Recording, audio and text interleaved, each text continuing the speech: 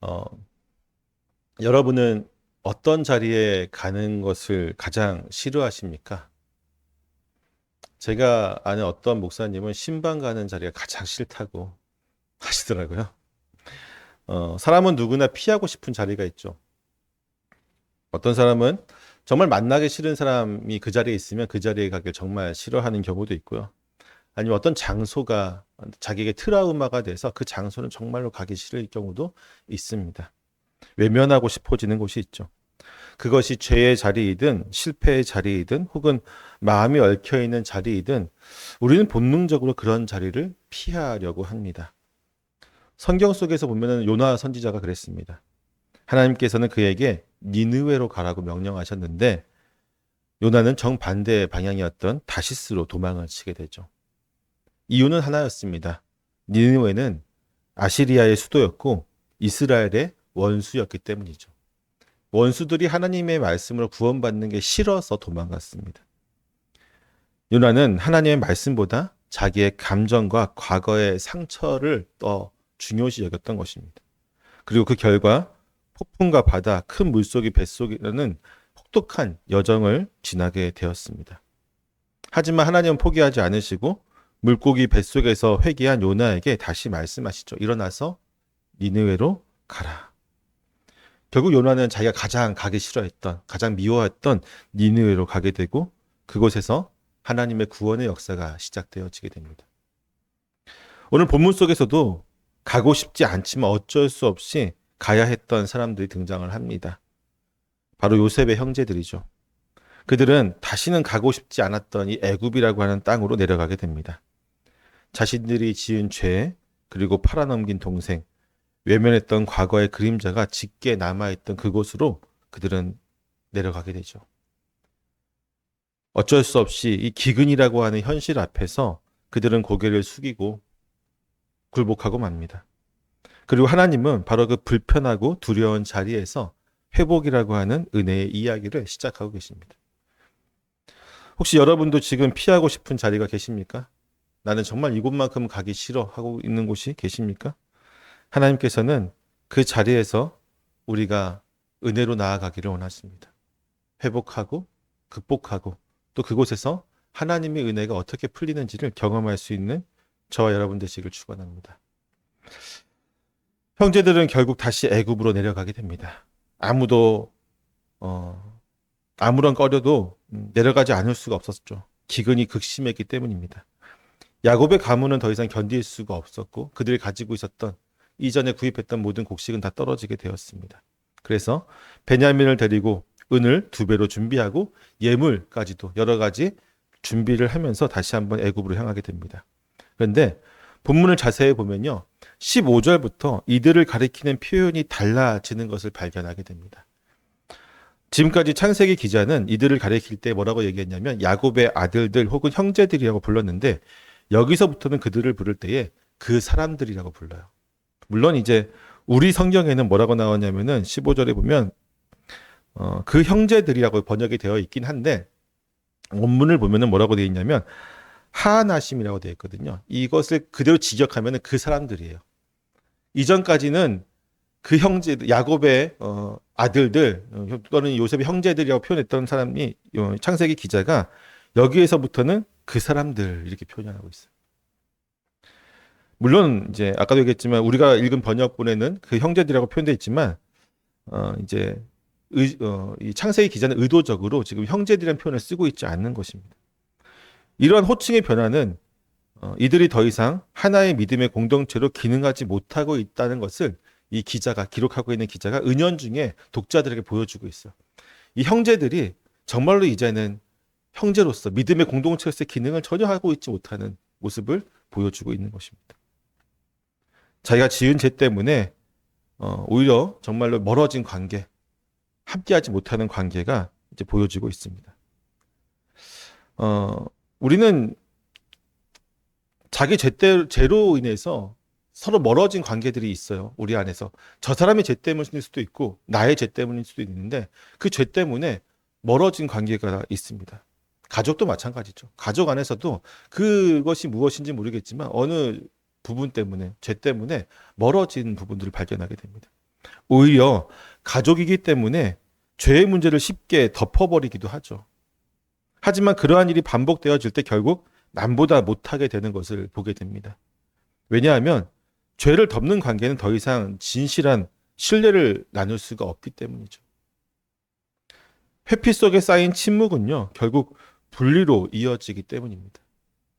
지금 이 형제들에게도 바로 그런 영적인 단절이 나타나고 있는 것입니다. 이들은 육신의 형제이지만 더 이상 형제라고 불릴 수 없을 만큼 깊은 골이 생겨버렸습니다. 그리고 바로 그 지점에서 요셉은 이 단절된 가족을 다시 하나로 모이게 합니다. 그러니까 창세기 기자가 계속해서 그들을 형제요, 요셉의 아들도 묘사하다가 이제 극단적으로 그들이라고 표현하는 그 시점에서 이제 온전한 회복이 이루어지게 되는 거죠. 하나님은 참 그 전에 완전히 깨지기 전에 회복시키면 참 좋을 텐데 하나님은 언제나 극적인 것을 원하시는 것 같습니다. 더 이상 이름조차 잃어버린 관계를 향해 요셉은 하나님 앞에서 준비된 자로서 그들을 회복하는 자리로 이끌기 시작합니다. 요셉은 형들이 이렇게 다시 올 것을 사실 알고 있었죠. 기근 때문에 그들이 다시 올 수밖에 없다는 사실을 요셉은 너무나도 잘 알고 있었습니다. 그들의 처지를 잘 알고 있었던 요셉은 사실상 형들이 다시 오리라는 것을 믿고 기다리고 준비하고 있었습니다. 그리고 드디어 그들이 베냐민을 데리고 애굽에 도착하게 되었을 때에 요셉은 곧바로 청지기에게 이렇게 말합니다. 그 사람들을 집으로 인도하고 정오에 식사를 준비하라고 말합니다. 한마디로 얘기해서 뭐 하라는 거예요? 잔치를 준비하라는 겁니다.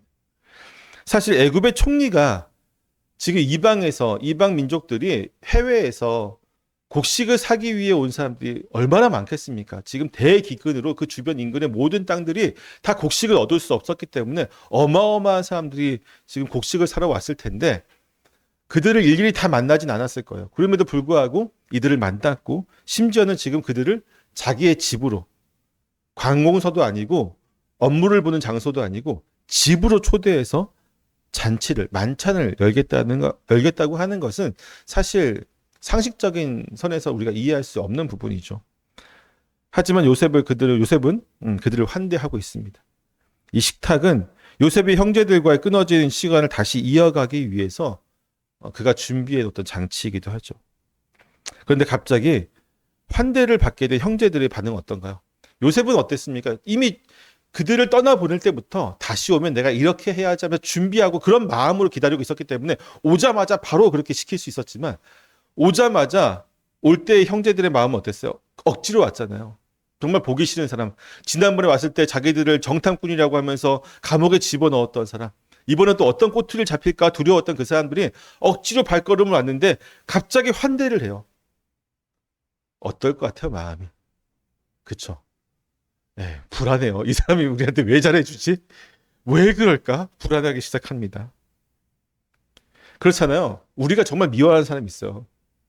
내가 미워하고 심지어는 나랑 관계가 안 좋은 사람이 어느 날 아침에 갑자기 환하게 웃으면서 커피 한 잔을 건네고 오늘 어때요? 뭐 갑자기 안 하던 말을 하면서 나한테 친근하게 된다. 그러면 우리 속으로 어떻게 생각해요?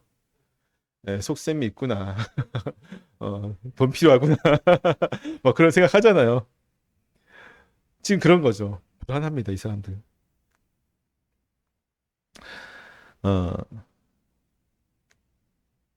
전혀 기뻐하지 않고요. 오히려 두려워하고 있습니다. 감격하지도 않습니다. 그들은 환대받을 일을 한 적이 없기 때문이죠. 그리고 자신들이 환대받을 존재도 아니에요. 한 사람은 애굽의 총리고 자기들은 그냥 저기 시골 변두리에 있었던 그냥 촌놈인 거죠. 근데 갑자기 환대를 한다? 그런 존재도 아니고 우리가 그런 행동도 한 적이 없고 심지어 오히려 그들은 냉대나 박해를 당할 만한 일을 했잖아요. 18절 말씀을 보십시오. 함께 읽어볼까요? 18절 시작.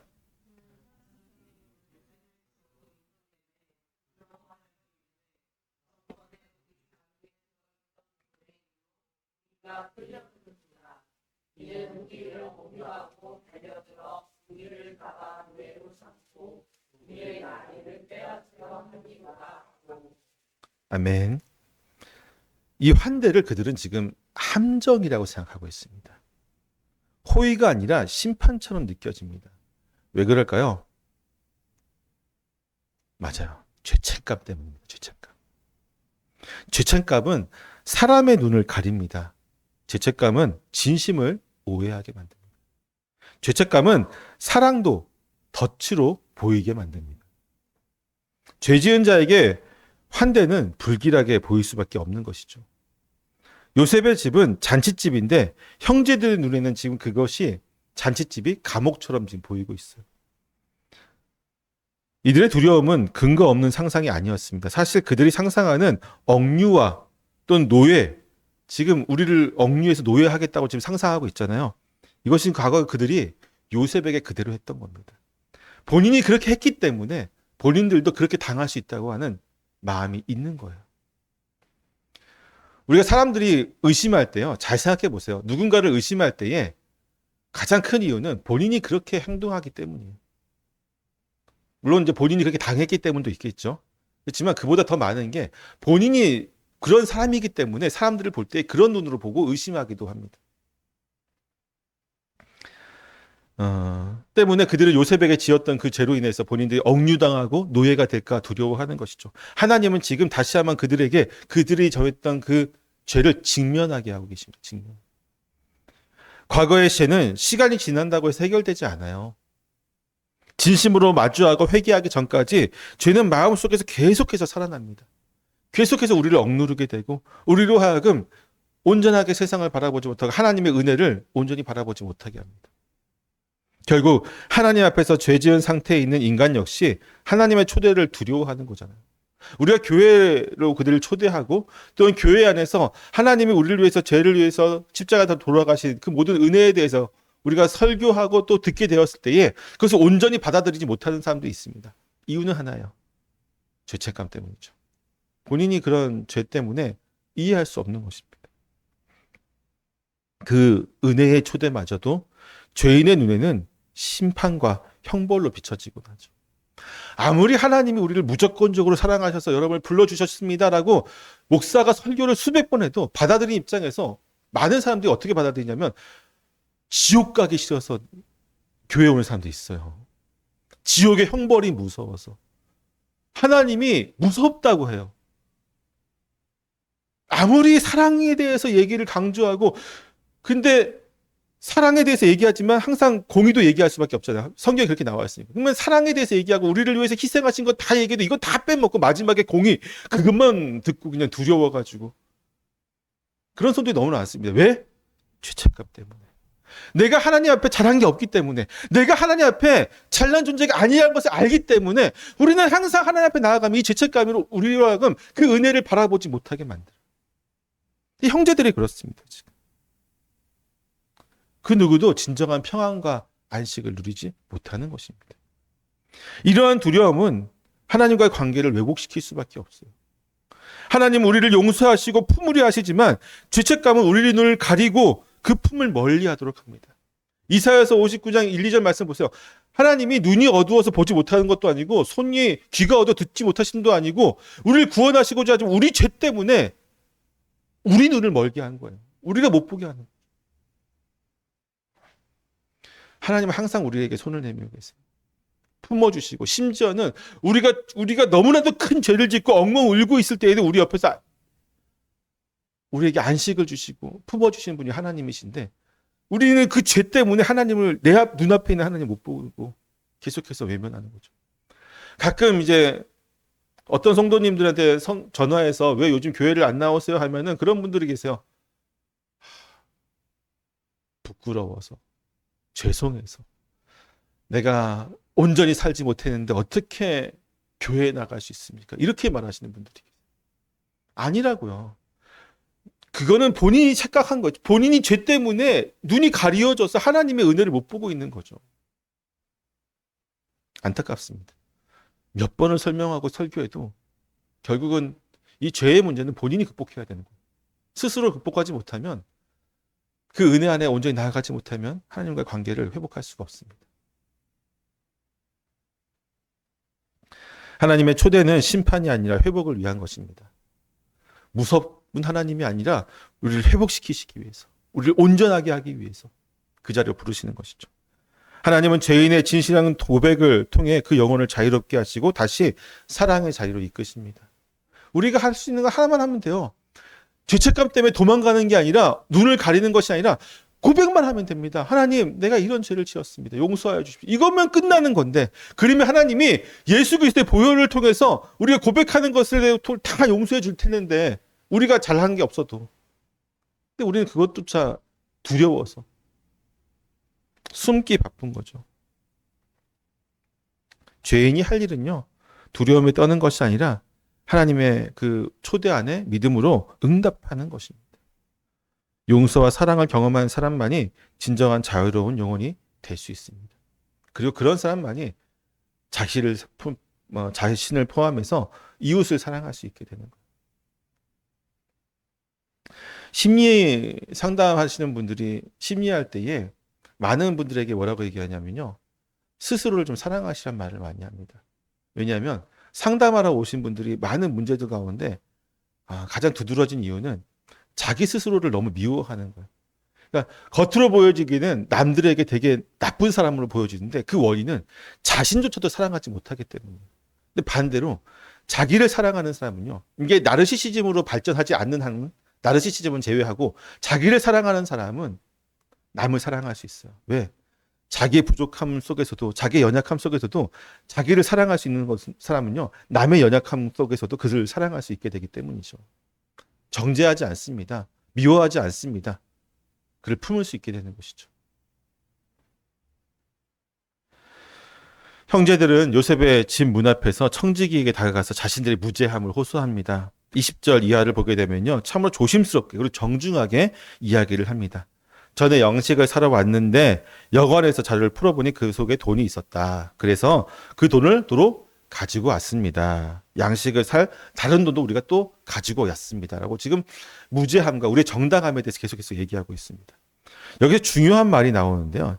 형제들은 이 돈을 돌려주다가 아니라 들어있었다라고 말하고 있어요. 즉 자신들의 의도가 아니었다는 것을 지금 해명하고 있는 거죠. 물론 그럴 수 있습니다. 그런데 여러분 이상하지 않습니까? 그들은 이렇게 정성을 들여서 자신들의 결백을 주장하면서도 정작 베냐민에 대해서는 한마디도 하고 있지 않아요. 막내 아우를 약속대로 데리고 왔습니다. 당신의 상관이 원했기 때문에 우리가 베냐민을 데리고 왔습니다라는 말이 먼저 나와야 되는데 이 말에 쏙 들어가고 우리의 무죄함만을 지금 이야기하고 있죠. 그들의 입은 부지런하지만 마음은 여전히 어때요? 닫혀 있는 것입니다. 진짜 회개는요, 변명에서 나오지 않아요.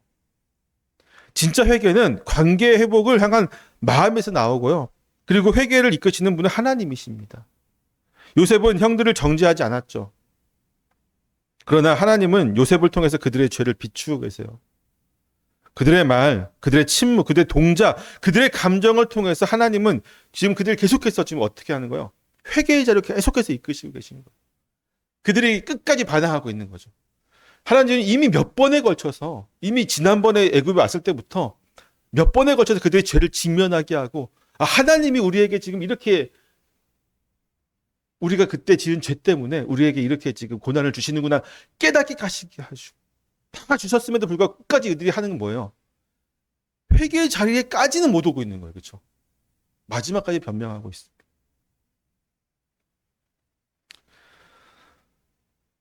이 말씀 우리에게도 좀 적용해 볼 필요가 있어요. 우리 비슷하지 않습니까? 우리 역시 사람 앞에서 정당하다고 주장할 수 있어요. 돈을 도로 갖고 왔다고 얘기할 수 있죠. 하지만 하나님은 우리에게 물어보시는 거예요. 너는 좀 동생을 기억하고 있느냐? 우리는 정말로 하나님과의 관계 속에서 이루어지는 회복뿐만 아니라 우리 이웃과 공동체 안에서 이루어진 모든 회복이 이루어지기 위해서는 진실해야 됩니다. 내 죄를 온전히 고백할 수 있어야 돼요. 회피하지 말아야 됩니다. 변명하지 말아야 됩니다. 하나님이 항상 우리에게 주세요. 깨닫게 하시죠. 그럴 때에 하나님 앞에서만 내 죄가 이렇습니다 고백하는 것이 아니라 그 죄로 인해서 상처받은 누군가에게도 동일하게 얘기할 수 있어요. 요셉의 환대를 두려워했던 형제들에게 뜻밖에도 청지기는 안심하라고 말을 전합니다. 너희는 안심하라. 두려워하지 말라. 청지기는 형제들의 마음속 깊은 두려움을 보았습니다. 그래서 그들에게 평강의 말씀을 전합니다. 더구나 그는 그들이 섬기는 하나님, 즉 너희 하나님, 너희 아버지의 하나님을 언급하면서 그 하나님이 너희에게 돈을 주신 것이니까 두려워하지 말라고 얘기하죠. 그들이 느끼는 죄책감과 두려움을 하나님 앞에서 내려놓도록 초대하고 있습니다. 놀랍죠. 청지기는 하나님을 믿는 사람이 아니에요. 아니, 애굽 사람이죠. 애굽에서 자랐기 때문에 애굽의 우상들을 그가 어려서부터 섬겼을 것입니다. 그럼에도 불구하고 그가 하나님을 어떻게 알게 됐을까요? 요셉 때문이겠죠. 그는 요셉과 함께 생활하면서 요셉이 섬기는 하나님에 대해서 잘 알고 있었습니다. 그에게 하나님은 요셉의 삶을 통해서 실제로 역사하시는 분이었죠. 어렸을 때부터 자라면서 믿어왔던 우상들과는 비교할 수 없는 능력의 하나님, 권능의 하나님, 그리고 실제로 우리가 함께 하시는 그 하나님을 그는 요셉을 통해서 직관했던 거예요. 모든 일을 주관하시는 분, 바로 그 하나님이시죠.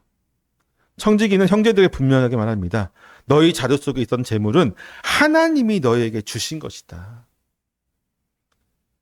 근데 여기서 원문을 좀 보게 되면요. 일반적으로 이제 돈이라고 하는 히브리어는 케세프라고 하는 단어예요. 일반적으로 성경 어디에나 보면은 일반적으로 돈을 얘기할 때 케세프라고 하는 히브리어를 쓰는데 본문에서는 마트몬이라고 하는 돈을 써요. 마트몬. 이게 무슨 뜻이냐면 보물이라는 단어예요. 보물. 그러니까 이게 한글 성경을 읽을 때랑 이제 히브리어 성경을 읽을 때랑 참 많이 의미가 틀려지는데 이 보물은 이제 어떤 거냐면 이제 묻혀 있는 보물 있죠. 숨겨진 보물. 하나님의 은혜를 의미하는 때 이제 성경에서 많이 사용됩니다. 형제들의 죄책감과 두려움을 볼 수 없었던 보물을 청지기는 하나님의 섭리로 좀 해석하고 있는 거예요. 놀랍죠. 하나님의 섭리는 우리의 삶 속에서 때로는 이해하기 어려운 방식으로 나타납니다. 하나님은 보이지 않는 곳에서 우리의 삶의 방향을 인도하시고 우리가 상상하지 못한 방법으로 복을 베푸시고 계시죠. 형제들은 자신들이 받은 돈을 두려움과 심판의 징조로 보았어요. 이게 왜 이 자루 속에 들어있지? 하지만 종은 하나님의 보물로 지금 해석하고 있어요. 놀랍잖아요. 이렇게 그들을 안심시킨 청지기의 말은 형제들에게 한층 더 놀라운 경험이었을 것입니다. 왜냐하면 이들은 자신들이 받은 은혜가 어디에서 온 것인지 무엇을 의미하는지 알지 못했기 때문이죠. 하나님을 믿고 있는 자들은 하나님을 어렸을 때 믿었던 자들은 이해하지 못했는데 청지기가 이방인이라고 생각했던 청지기가 그 은혜를 알고 있었던 것입니다. 그들은 돈을 두려움의 대상으로만 생각했습니다. 하지만 하나님께서는 그 돈을 통해서 그들의 삶 속에 여전히 역사하고 계심을 드러내고 계십니다. 여기서 우리는 하나님의 은혜가 죄인의 예상과 두려움을 훨씬 뛰어넘는다는 것을 우리는 알 수 있죠. 하나님께서는 우리에게 두려움의 대상조차도 은혜의 도구로 사용할 수 있는 분이십니다. 형제들이 두려워했던 바로 그 돈이 오히려 하나님의 돌보심의 표징이 되었던 것입니다. 우리의 삶에서도 하나님은 때때로 가장 두려워하고 피하고 싶은 일들 속에 있어서 우리에게 놀라운 은혜를 더하십니다. 결국 우리로 회복의 자리로 이끄시는 것이죠. 그러니까 성경을 읽다 보면요, 놀라운 것은요, 우리가 회피하고 또 도망가면 도망갈수록 정말로 우리가 도망갔던 그 자리를 통해서 하나님이 회복하세요. 청지기는 또한 형제들 앞에서 시므온을 데려옵니다. 시므온의 석방은 베냐민이 애굽에 온 것과 연관되어 있죠. 베냐민이 오자 그 조건이 충족되었기 때문에 시므온을 석방한 것입니다. 하지만 성경은 시므온의 이 구금 상태나 형제들의 극적인 재회 대해서 설명하고 있잖아요. 상세하게 설명하고 있지 않습니다. 아마도 되게 기뻤겠죠. 오랜만에 지금 정말 오랜만에 보는 형제들, 그리고 심지어 시므온이 감옥에 갇혔을 것이라고 예상했기 때문에 정말 잘 지내느냐, 어디 다친 데는 없느냐, 여러 가지 일이 있었겠지만 창세기 기자는 여기에 전혀 관심을 두고 있지 않습니다. 왜냐하면 이것은 아직 완전한 기쁨과 회복의 순간이 아니기 때문이에요. 형제들은 아직도 요셉의 집안 혹은 뜰 안에 있습니다. 진정한 자유와 회복은 이제 시작인 거죠. 그러나 그럼에도 불구하고 요셉은 이들을 귀빈으로 영접을 하기 시작합니다. 청지기는 그들을 집안으로 인도하고 물을 주어서 발을 씻게 하죠. 나귀에게 먹이를 줍니다. 특히나 이제 이 당시에 손님에게 물을 주어서 발을 씻어주는 것은요, 이 집안에 정말 귀한 손님이 왔을 때만 하는 거예요. 정말로 대접하고 싶은 손님이 왔을 때만 그렇게 합니다. 이것은 요셉이 형제들에게 더 이상 정탐꾼이라는 혐의를 두지 않고 있음을, 또한 그들을 이제 손님, 그 중에서도 귀인으로 대접하고 있음을 볼 수 있죠.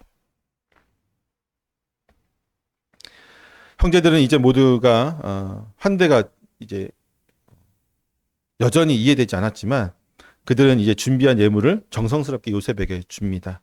그들의 예물을 준비한 것은 여전히 자신들의 힘과 노력을 통해서 관계를 회복하려는 인간적인 어떤 힘이죠. 노력이었죠. 그러나 진정한 회복은 이러한 예물로 인해서 이루어지지 않습니다. 여러분, 그 하나님의 은혜는요, 우리가 노력을 한 것을 통해서 이루어지지 않을 때가 훨씬 더 많아요. 근데 가끔 우리가 어떤 착각을 하냐면요, 우리가 이렇게 노력했기 때문에 하나님이 우리에게 복을 주셨다라고 하는 착각을 할 때가 있습니다. 하지만 하나님은 우리의 노력과 상관없이 은혜를 베푸십니다. 드디어 종호가 되었습니다. 요셉이 집으로 돌아왔습니다. 형제들은 요셉에게 나아가 준비한 예물을 드리며 땅에 엎드려 절했죠. 이 순간은 오래전 요셉이 꿈꿨던 그 꿈이 현실이 되는 순간입니다. 형제들이 자신 앞에서 절을 하는 것, 예전에 꾸었던 꿈이었습니다. 그 순간 그의 마음속에 여러 가지 복잡한 감정이 떠올랐을 거예요. 하지만 그 꿈은 아직 완성된 것은 아니었죠. 꿈속에서 형제들뿐만 아니라 누구도 절했어요. 부모님도 절했잖아요. 요셉은 꿈의 완성을 위해서 아버지의 안부를 묻기 시작합니다. 너희 아버지, 너희가 말하던 그 노인은 안녕하시냐? 아직도 생존해 계시냐? 형제들은 정중하게 자신의 아버지를 우리 주의 종, 우리 아버지라고 낮추어 말하면서 그가 평안히 살아있다고 이야기합니다. 그리고 나서 요셉은 눈길을 바로 어디로 가냐면 베냐민에게로 향하고 있습니다. 베냐민을 보자 그는 가슴이 북받쳐 오르죠. 때문에 급하게 안방에 들어가서 엉엉 울고 나옵니다. 형제들 앞에서 울 수가 없었기 때문이죠. 방 안에서 요셉은 울면서 지나간 시간의 아픔과 또는 다시 본 기쁨, 뭐 여러 가지 동생에 대한 마음들이 북받쳤을 것입니다. 잠시 후에 요셉은 자신의 얼굴을 씻고 감정을 억제한 다음에 다시 형제들 앞에 나타나게 됩니다. 이후에 요셉은 음식을 차리게 하죠. 참 아이러니한 것은 요셉이 음식을 차릴 때에 요셉과 형제들과 애굽 사람들의 식사를 다 다르게 하는데 기자가 여기서 창세기 기자가 뭐라고 얘기하냐면 애굽 사람들이 히브리인과 식사하는 것을 부정탄다고 생각하고 있는 거죠. 근데 아이러니한 것은 그 애굽 사람들의 우두머리가 누구예요? 히브리인이잖아요. 히브리. 식탁에 앉을 때 형제들이 놀랍니다. 왜 놀라냐면 자기들이 아무런 말도 안 했는데 요셉이 알아서 나의 순서대로 다 앉게 했기 때문이죠. 요셉이 어떻게 정확한 나의 순서를 알고 있는지 형제들은 사실 놀랄 수밖에 없었죠. 그들은 요셉이 그들의 과거뿐만 아니라 현재 모든 상황까지도 철저하게 알고 있는 아주 대단한 무서운 사람인 것을 아마 그때 또 느꼈을 것입니다. 요셉은 특별히 베냐민에게 형제들보다 5배나 많은 음식을 주었습니다. 베냐민을 얼마나 그가 사랑하고 있었는지를 볼 수 있죠. 그러나 과거 형제들이 요셉을 시기하여서 팔았던 것과 달리 이번에는 형제들이 베냐민에게 더 많은 음식을 주는 것을 눈앞에 봤음에도 불구하고 시기하거나 질투하지 않습니다. 요셉에게 아버지가 조금 더 잘해주는 것은 그렇게 질투했는데 베냐민에게는 그렇게 하지 않아요. 아마도 오랜 세월이 그들을 좀 더 내면적으로 성숙하게 하지 않았나라는 생각을 해봅니다. 그들은 과거의 상처와 갈등에서 조금씩 벗어나서 이제 요셉과 함께 식사하며 즐기면서 그 모든 것들을 내려놓는 것을 보게 됩니다. 하나님의 은혜는요, 죄로 인해서 깨어졌던 관계를 회복시키는 놀라운 은혜입니다. 요셉과 형제들의 식사는 진정한 용서와 회복이 이루어지는 자리였습니다. 과거의 상처와 죄가 여전히 그들 사이에 존재했지만 하나님의 은혜가 그 모든 것을 지금 덮어가고 있습니다. 하나님의 은혜는 아까도 얘기했지만 항상 우리를 회복하는 자리로 인도하시는 거죠. 때문에 우리가 생각할 때에 온전한 회복이 이루어지지 않았다는 것은 그것은 하나님의 역사 또는 하나님의 은혜의 자리가 아니라고 하는 것이에요. 가끔 보면은 자기만 기쁘고 자기만 좋아하고 스스로만 즐거운 자리에서 하나님의 은혜를 찾는 분들이 있습니다. 그렇지 않아요. 이곳이 하나님의 은혜의 자리가 되고 이것은 나만 기쁜 것이 아니라 우리가 다 소통해야 되는 거예요. 우리가 다 기뻐하는 자리가 되어야 됩니다. 사랑하는 성도 여러분, 오늘 우리가 나눈 말씀에서 보듯이 하나님께서는 과거의 상처와 죄로 인해 깨어진 관계마저도 회복시키시는 놀라운 은혜의 하나님이십니다. 요셉과 형제들의 만남을 통해 우리는 죄책감과 두려움 속에 빠진 인간이 어떻게 하나님의 초대 앞에서 변화되고 회복되어지는지를 보게 됩니다. 형제들은 처음에 요셉의 환대를 두려움으로 받아들였지만 결국 그들이 경험한 것은 하나님께서 미리 준비해 두신 놀라운 은혜의 자리였죠. 우리 또한 살아가면서 과거의 죄와 상처로 인해 하나님과의 관계뿐만 아니라 가족과 이웃과의 관계에서도 단절과 갈등을 경험할 때가 있습니다. 이때 중요한 것은 우리가 그 죄와 상처를 덮어두거나 피하는 것이 아니라 정직하게 하나님 앞에 나아가서 고백하고 하나님의 은혜를 진심으로 받아들이는 것입니다.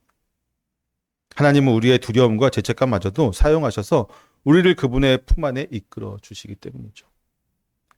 형제들이 마침내 요셉과 함께 식사를 나누며 진정한 기쁨과 평화를 경험했던 것처럼 우리 역시 하나님과의 교제 속에서 참된 회복과 화해의 기쁨을 누릴 수 있기를 축원합니다. 억지로 하지 마세요. 억지로 하는 것은 오히려 어떻게 될까요? 관계를 악화시킬 수가 있습니다. 하나님의 인도하심에 따라 하십시오. 하나님의 인도하심이 우리를 회복하게 할 것입니다. 우리가 할 건 뭘까요? 하나님이 인도하신 그 자리에서 온전하게 죄를 고백하고 또한 온전하게 회복을 위해서 나아가는 것이죠.